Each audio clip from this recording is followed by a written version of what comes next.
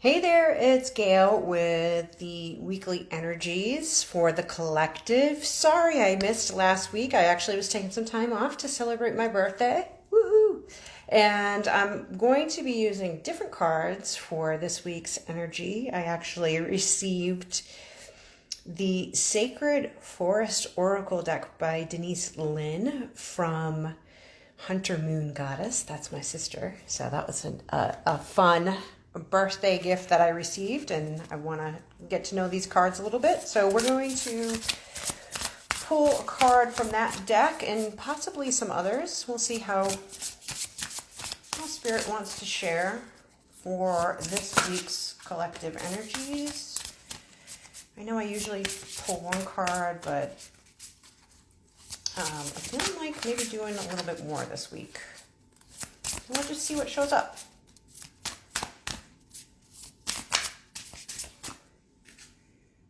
Oh, wow. So we've got Unicorn, Purity. Wow, that's an amazing card. So what I'm already feeling from just this one card is that you may have been going through a purification process. I'm picking up transformation from this card as well. It's like this unicorn looks all sparkly and new, right? I mean, first of all, unicorn, it's pretty unique and unusual. And so what I'm feeling with this card is that you're really starting to tap into what makes you unique and to trust it and believe in it and to really shine. Look at all the little lights around this unicorn. This unicorn has no doubts about what they are and how they show up, and that they are special, that they are unique. And so what I'm feeling is that you've been through this process of purifying maybe some negative, some doubts, some fear, some negative thoughts about who you really are, and you're really starting to come into your power, step into your power. If this is not happening, then this is really what the message is for you this week, is to really step into how to show up in this unicorn power, right? How to show up in your pure, true, authentic self. We also have meandering pathway. This kind of reminds me of Gandalf.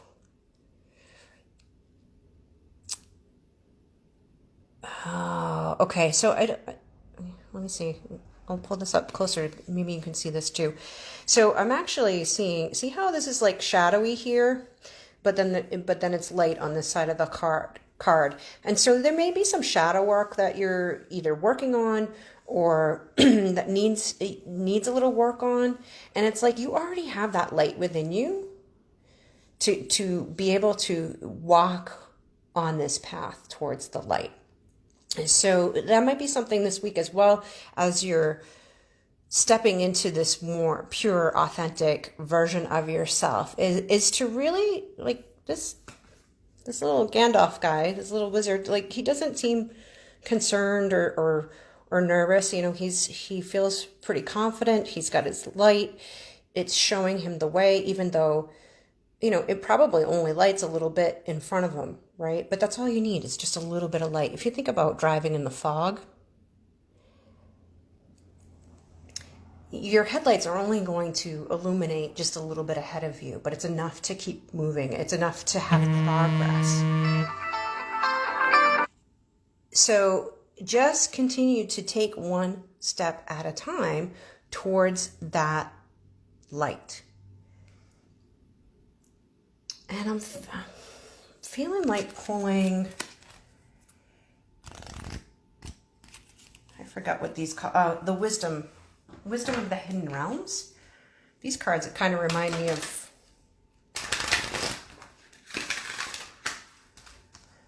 this deck as well. So I just want to pull, what else do you have to say about the energies for this week? What else do we need to know about this week's energies?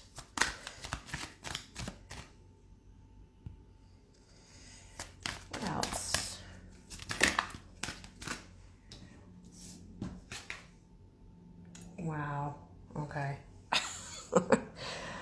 the altar priestess, preparation, prayer, sacred ritual. Yeah, so it's like this whole process that you've been going through, this purification process, it's the way that you're preparing to step into more of who you truly are. Okay?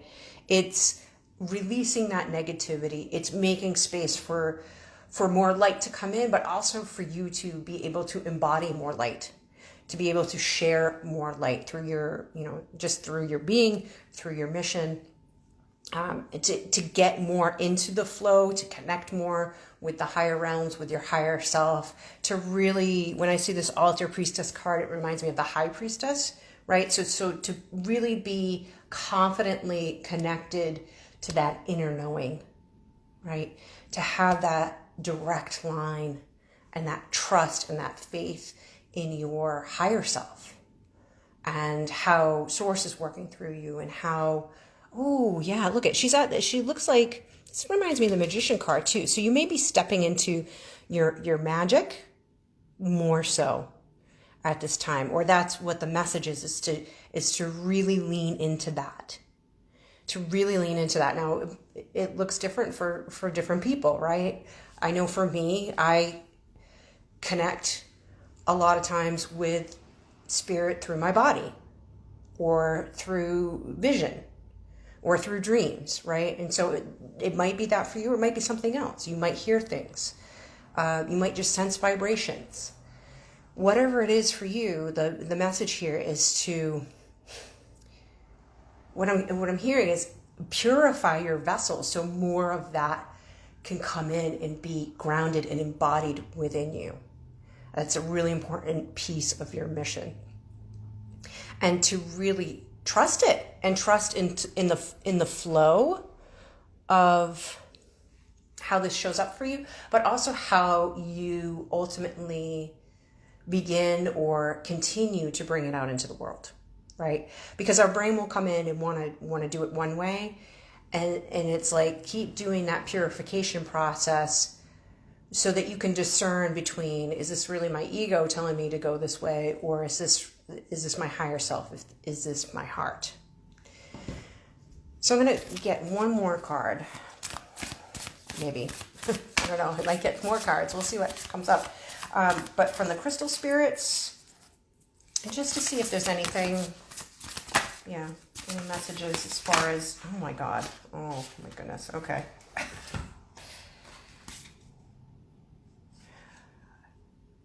Oh, interesting. So we've got amethyst. Oh my God, I don't know how to pronounce some of these. Lepidolite and Apache tears. So with the first two cards, I'm feeling like some crown chakra and some third eye work. There may be some imbalances there that you may want to work on. There may be some blocks there, or you may need some protection with your crown and your third eye. I'm also picking up a little bit of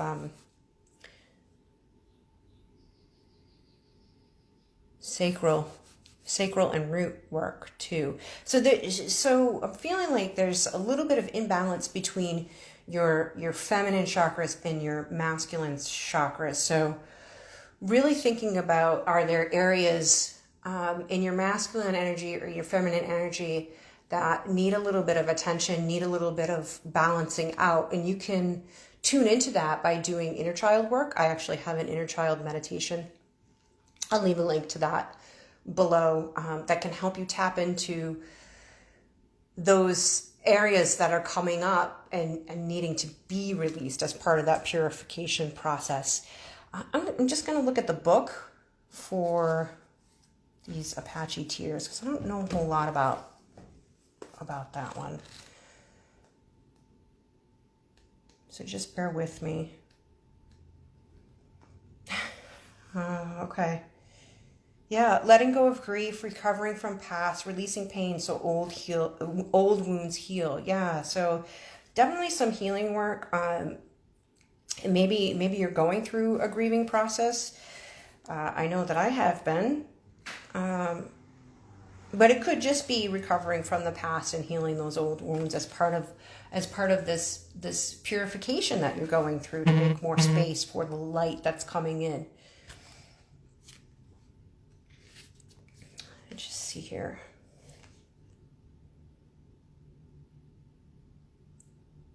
Yeah. Carrying an Apache tear while grieving can assist us by providing a focal point and encouraging us to release painful emotions. Once the grieving process feels complete, the stone can be buried in the earth, allowing the emotions to be transmuted. Wow, that's beautiful. Yeah, I mean, I'm just feeling like there's still some old emotions, and some painful things from the past that maybe are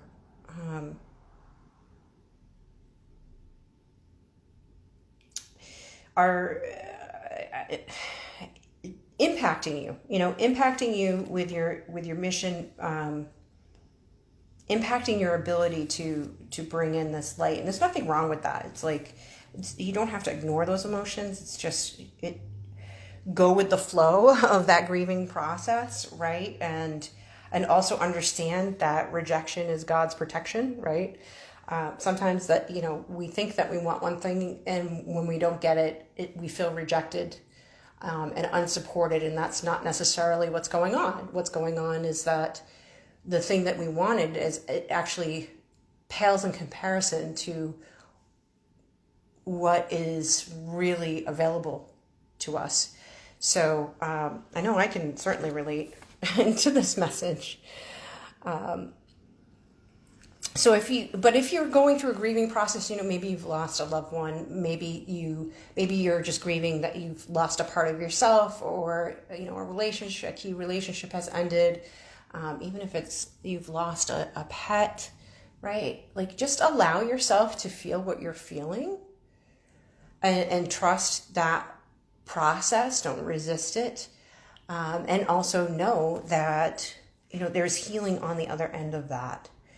And you don't have to hold on to those painful emotions forever. Doing that inner work can help you release that. Another thing that I recently have been incorporating into my healing practice is I'm reading the book, The Healing Code. So I'll put some information about that in the description below. I'm feeling called to share that with you. It has a really interesting healing process that I've been using just over the last couple of days. I've been having some interesting physical symptoms, some cloudiness in my eye that has basically cleared up just by doing this process a couple of different times. So I'll put some information about that as well. Obviously, grieving takes a little bit more than a day, probably. But I know that there's a process for grief and forgiveness, and trust. We talked about being able to flow and trust our path. So hopefully this reading has been good for you. Thank you for tuning in.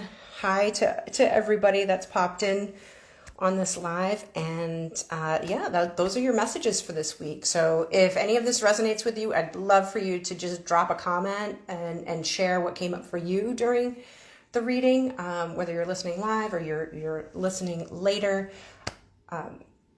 Be sure to check out the links and the information below for the healing processes and the inner child work, and I'll talk to you next week.